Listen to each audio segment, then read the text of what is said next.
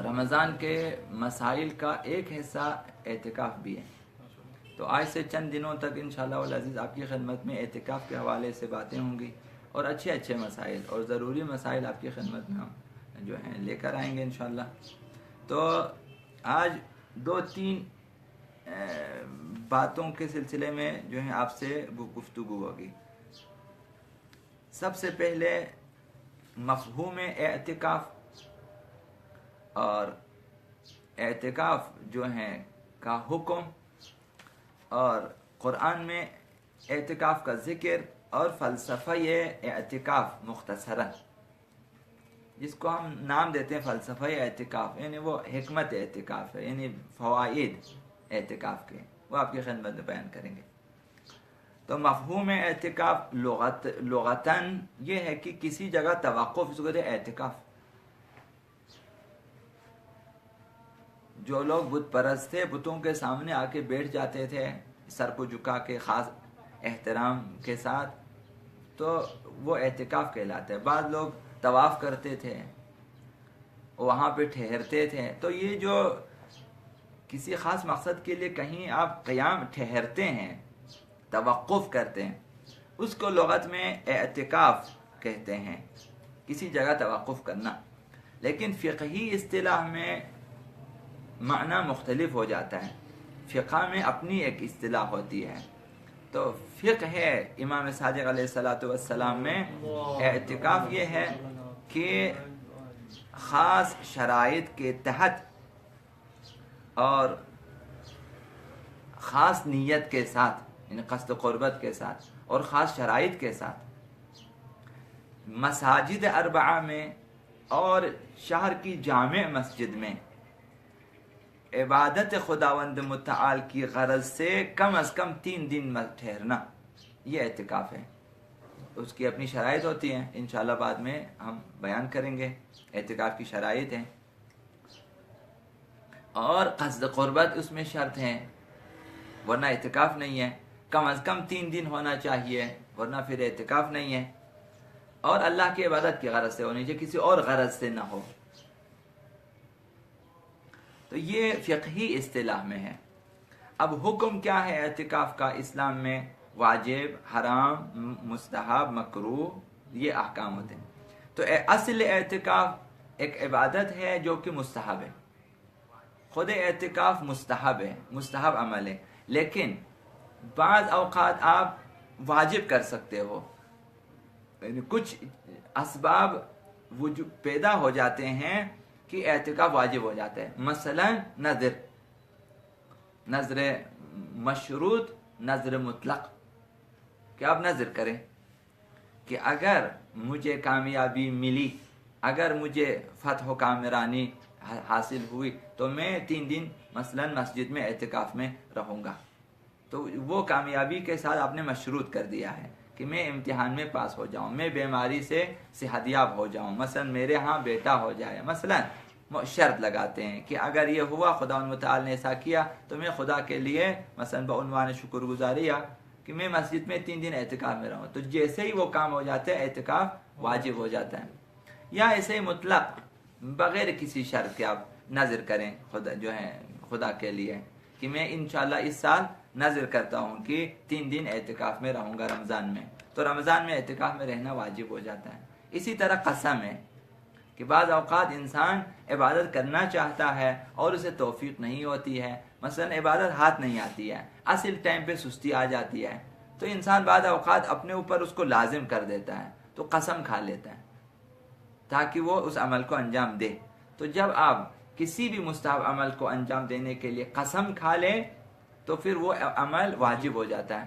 تو آپ اعتکاف بھی واجب کر سکتے ہیں، اپنے اوپر قسم کھا لیں کہ واللہ باللہ تاللہ میں اس سال جو ہے ماہ مبارک رمضان میں مثلا یا آخری عشرے میں 3 دن یا 4 دن یا مثلا 9 دن 10 دن میں اعتکاف میں رہوں گا. تو وہ قسم کھانے کے بعد جو قسم شرعی ہے اعتکاف واجب ہو جاتا ہے. جو اصل اعتکاف مستحب ہے، لیکن بعض وجوہات کی بنا پر اعتکاف واجب ہو جاتا ہے. اس اعتکاف کا قصد قربت کے ساتھ انجام پانا ضروری ہے. اگر قصد قربت نہ ہو، کسی اور غرض سے آ کر مسجد میں بیٹھیں تو اعتکاف باطل ہے.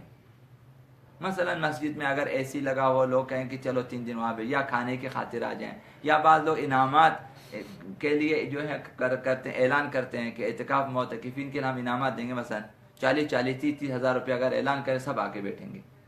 تو چونکہ انعامات دنیاوی کی غرض سے بیٹھا اور قصد قربت نہ ہو، اگر قصد قربت ہو ساتھ تو عبادت صحیح ہے، ورنہ صرف انعامات کے لیے اگر بیٹھیں یا مثلا کھانے پینے کے لیے کہ 3 دن وہاں پہ ہماری خوراک ہے تو ہم بیٹھے تو باطل ہے.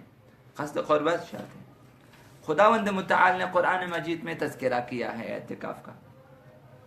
تو یہ بعض مفسرین کے نزدیک یہ آیت اور اس میں جو چند جملے ہیں وہ اعتکاف کے حوالے سے ہیں. تو سورہ بقرہ کی آیت 187 خداوند متعال نے فرمایا کہ ثم اتم الصیام الی اللیل، پھر تم روزے کو رات تک پورا کرو. رات کی سیاہی جب شروع ہو جائے تو روزے کو مکمل کر لو. ولا تباشروہن، تو یہ جو ہے ازواج کے بارے میں، بیویوں کے بارے میں. ولا تباشرو، ان سے مباشرت نہ کرو، نزدیکی نہ کرو، بیویوں کے ساتھ جو ہے ازدواجی تعلقات قائم نہ کرو. وانتم، جبکہ تم ہو عاکفون، اعتکاف میں، اعتکاف کرنے والے ہو، فی المساجد، مسجدوں میں. جب تم مسجدوں میں اعتکاف کی حالت میں ہو تو پھر بیویوں کے ساتھ نزدیکی اور مباشرت اور ازدواجی تعلقات حرام ہیں، یہ نہ کرو. تلک حدود اللہ، یہ خدا کے حدود ہیں. فلا تقربوها، ان حدود کے نزدیک بھی نہ جانا. حدود کو توڑنا تو دور کی بات، نزدیک بھی نہ جانا. کذالک یبین اللہ آیاتہ، اسی طرح خداوند واضح کرتا ہے اپنی آیتوں کو، للناس، لوگوں کے لیے، لعلہم یتقون، تاکہ یہ لوگ باتقوا بن جائیں، متقی بن جائیں، پرہیزگار بن جائیں. تو اس میں جو ہے وانتم ولا تباشروہن وانتم عاکفون فی المساجد تلک حدود اللہ، یہ جملات جو ہیں وہ اعتکاف کے بارے میں. اب چوتھی بات یہ ہے کہ اعتکاف ایک گوشہ نشینی ہے، ایک قسم کی خلوت گزینی ہے. اسلام میں اولاً مکمل طور پر گوشہ نشینی اور عزلت گزینی اور خلوت گزینی ممنوع ہے. اسلام نہیں چاہتا کہ انسان گوشہ نشین رہے، خانہ نشین رہے اور اجتماعی امور سے دور رہیں. اگر آپ گوشہ نشین ہو جائیں گے، خلوت نشین ہو جائیں گے، کنارہ کش رہیں گے تو آپ اجتماعی ذمہ داریوں کو پوری نہیں کر سکتے، آپ اجتماع میں نہیں جائیں گے، تو آپ کو حتماً اجتماع کے ساتھ.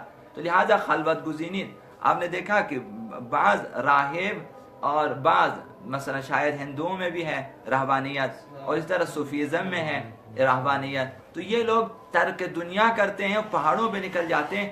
آپ کو پتہ ہے ابھی بھی ہمارے علاقوں میں 40 روزہ اعتکاف ہوتا ہے. 40 روزہ اعتکاف غاروں میں ہوتا ہے. بڑے شوق سے اعتکاف کرتے ہیں، 40 دنوں تک غاروں میں، پہاڑوں میں جاتے ہیں وہاں. اب یہ شہر میں کب آئیں گے تو شہر. تو اس طرح ہم اجتماعی امور سے دور ہو جاتے. اسلام اس کو پسند نہیں کرتا. پیغمبر اسلام نے فرمایا کہ لا رہبانیت فی الاسلام، اسلام میں رہبانیت نہیں ہے. لیکن محدود مدت کے لیے گوشہ نشینی اختیار کرنا، محدود مدت کے لیے خلوت گزینی اسلام میں ممدوح ہے، پسندیدہ ہے. یہ تربیت کا حصہ ہے. یہ جو آپ دن رات میں ایک محدود مدت کے لیے خلوت اختیار کریں تاکہ اپنے خدا کے ساتھ راز و نیاز کر سکیں، تاکہ اپنا محاسبہ کر سکیں، تاکہ اپنے اعمال پہ نظر ثانی کر سکیں، تاکہ اپنی کوتاہیوں کو دیکھ سکیں، یہ پسندیدہ ہے. اور اعتکاف اس قسم کی خلوت گزینی ہے، نہ رہبانیت. یہ رہبانیت نہیں ہے، یہ آمادگی کے لیے ہے. جس طرح ایک فوج جب کہیں لڑنے جانا ہے تو چند دنوں تک یہ لوگ مخصوص جو ہے اوقات میں جمع ہو جاتے ہیں، میٹنگ کرتے ہیں اور نقشے تیار ہوتے ہیں. تو لہٰذا انہیں چاہیے کہ ایک عرصے میں یہ لوگ جمع رہیں اور یہ لوگ مثلا خفیہ میٹنگ وغیرہ کریں تاکہ اس کے بعد جو ہے انہوں نے آگے جا کے لڑنا ہے. انسان بھی اس طرح چاہیے اسے کہ ایک دفعہ خلوت میں آ جائیں، بیٹھیں، سوچیں، فکر کریں کیا کرنا، کیا نہیں کرنا، کیا کیا ہے، کیا نہیں کیا، کیا کھویا ہے، کیا پایا ہے، میں کہاں پہنچا ہوں، کہاں سے میں آیا تھا، کہاں جانا ہے مجھے، میرے اعمال کا حساب کتاب، کتنے اعمال بقیہ ہیں، رد مظالم کتنے ہیں، کتنے افراد کو میں نے ناراض کیا ہے، کس کس کو میں نے ستایا، کس کس کے حقوق میرے گردن پر. اس کے لیے خلوت چاہیے. اور اسی طرح اپنے خدا سے راز و نیاز کرنے کے لیے، دعا کرنے کے لیے خلوت چاہیے. تو یہ اعتکاف اس مقصد کے لیے ہے، اور اسلام اس کی تاکید بھی کرتا ہے، سفارش بھی کرتا ہے. تو لہذا اعتکاف تربیت نفس کے لیے ہے، خود سازی کے لیے ہے، محاسبے کے لیے ہے، نظر ثانی کے لیے ہے، اور تجدید قوا کے لیے ہے کہ آپ دوبارہ سے اپنے اندر طاقت قوت پیدا کریں، اپنی کمی بیشیوں کو دیکھنے کے لیے ہے. تو اعتکاف اس وجہ سے ممدوح ہے. اب چند فوائد اور فلسفہ و حکمت اعتکاف ہم آپ کی خدمت بیان کریں گے، جو تقریباً ہم سب کے لیے میسر ہیں. اب بڑے بڑے جو فوائد ہیں کشف و شہود وہ رہیں اولیاء الہی کے لیے، ہمارے لیے، ہم عوام کے لیے. سب سے پہلی بات یہ کہ چند فوائد اس میں موجود ہیں. مثلا فکر و اندیشہ کے لیے مناسب موقع ہوتا ہے، بشرطے کہ ہم اعتکاف میں یہ موقع فراہم کریں اور اس قدر شور نہ کریں کہ ہمیں سوچنے کی فرصت ہی نہ ملے. اس قدر ہم آپس میں جو گفتگو میں لگے نہ رہیں، ہمیں سوچنا چاہیے اعتکاف میں. تو فکر و اندیشہ کے لیے مناسب وقت ہے کہ سوچیں کہاں سے میں آیا، کہاں سے چلا، میں کہاں پہنچا ہوں، کہاں جا رہا ہوں، کس قدر میں نے کمایا ہے، کس قدر میں نے کھویا ہے، اور آئندہ مجھے کیا کرنا ہے، اب تک میں نے کیا کیا ہے وغیرہ، کتنے اچھے کام، کتنے برے کام. لہذا فکر کریں تاکہ انسان اپنی راہ کو بہتر پہچانے، تاکہ آئندہ بہتر قدم اٹھا سکیں اپنی زندگی کی راہ میں. دوسری چیز توبہ و استغفار کے لیے مناسب موقع فراہم ہوتا ہے. عموماً انسان توبہ نہیں کر سکتا.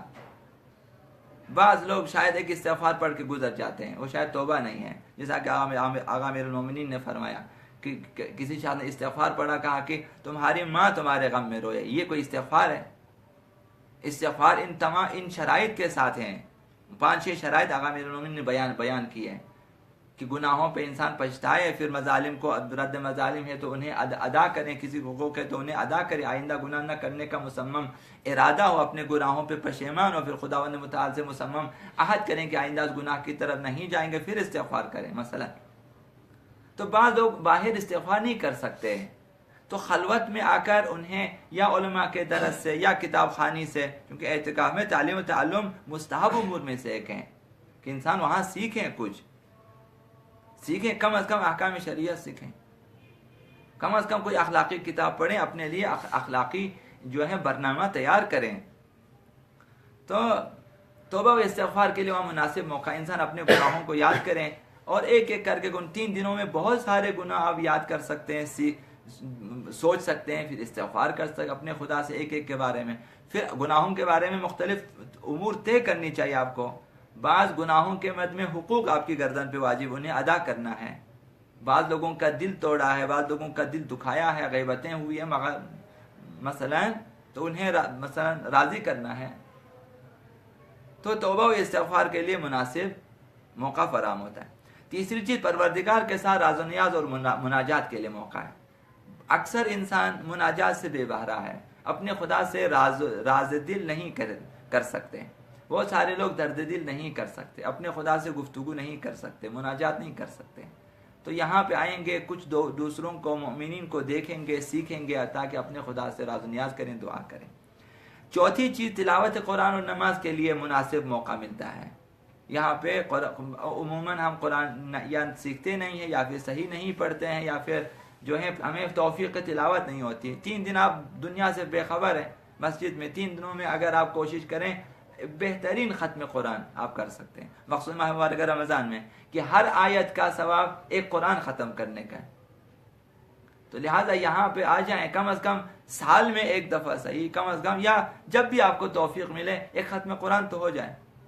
تو جہاں گناہوں کی بخشش ہوگی وہ اپنی جگہ، جہاں آپ کہے بغیر خداوند بہت سارے گناہ کہ 2 حج اور 2 عمرے کا ثواب آخری عشرے کے اعتکاف کے لیے. یہ معمولی ہے کہ 2 حج اور 2 عمرے کا ثواب، وہ پیغمبر اسلام جب ضمانت دے تو قبول شدہ عمرے، نامقبول تو پھر کیا کریں گے ہم لوگ. تو یہ ثواب ہیں اعتکاف میں.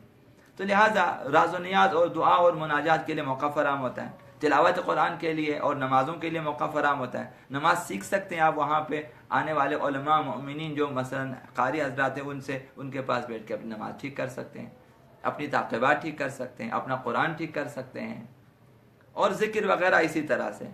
تو نماز وغیرہ بھی جو قضاء نمازیں ہیں آپ پڑھ سکتے ہیں، 3 دنوں میں آپ بہت کچھ پڑھ سکتے ہیں، شاید آپ مہینہ 2 مہینے کی نمازیں پڑھ سکیں آرام سے اگر پڑھیں۔ اور 5ویں چیز محاسبہ نفس اور خودسازی کے لیے موقع فراہم ہوتا ہے کہ اپنے نفس کا حساب لیں کہ اب تک تو نے کیا کیا ہے، اے نفس انسان، اب تک کیا کھویا ہے، کیا پایا ہے، اب تک کتنے گناہ تو نے کیے ہیں، کتنے اچھے کام تو نے کیے ہیں، تمہارے برے کاموں کا نتیجہ کیا نکلا، اچھے کاموں کا آئندہ تمہارا کیا ہوگا، تمہاری موت کب آئے گی، کیا خبر، موت سے کس قدر ہم نزدیک ہو چکے ہیں، قبر سے کس قدر نزدیک ہو چکے ہیں، حساب و کتاب کے لیے کس قدر ہم نزدیک ہوتے جا رہے ہیں، سال بسال ہم قبر کے نزدیک ہوتے جا رہے ہیں۔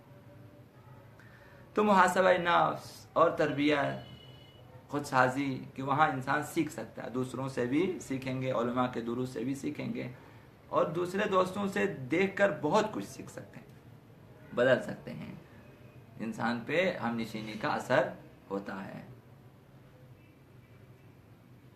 کمال ہم نشین برمن اثر کر، وگرنہ من ہمن خاکم کے ہستم۔ تو اگر جو ہے گلاب کے ساتھ رہنے والی مٹی میں گلاب کی خوشبو پیدا ہو جاتی ہے تو یہ ہم نشینی کی وجہ سے، تو مسجد میں اچھے ہم نشین ملیں گے آپ کو، کم از کم اچھے لوگ ہی آئیں گے۔ اور 6ٹھی چیز، کم از کم 3 دنوں تک انسان شہوات سے، لذات سے اور بیہودہ چیزوں سے دور ہے، کم از کم 3 دن تو غنیمت ہے، 3 دن تک تو میں بیہودہ چیزوں سے دور رہا اور بیہودہ مصروفیات سے دور ہے، اور اگر چاہیں اسی کو جاری رکھ سکتے ہیں۔ ساتھ دوستی اور دوستی فراہم ہو جاتی ہے، مختلف اچھے لوگوں کی دوست مل جاتے ہیں، مومنین سے آشنائی ہو جاتی ہے، یہ بہت بڑی غنیمت ہوتی ہے۔ اور 8ویں چیز، بہت کچھ سننے کو آپ کو ملیں گے، اچھی چیزیں، بہت کچھ سیکھنے کو ملیں گے، بہت کچھ سمجھنے کو ملیں گے، اور یہ بھی انسان کے لیے غنیمت ہے۔ تو یہ کم ترین فوائد ہیں جو عام اعتکاف سے ہم لوگ حاصل کر سکتے ہیں۔ اور محمد وآل محمد صلی اللہ علیہ وسلم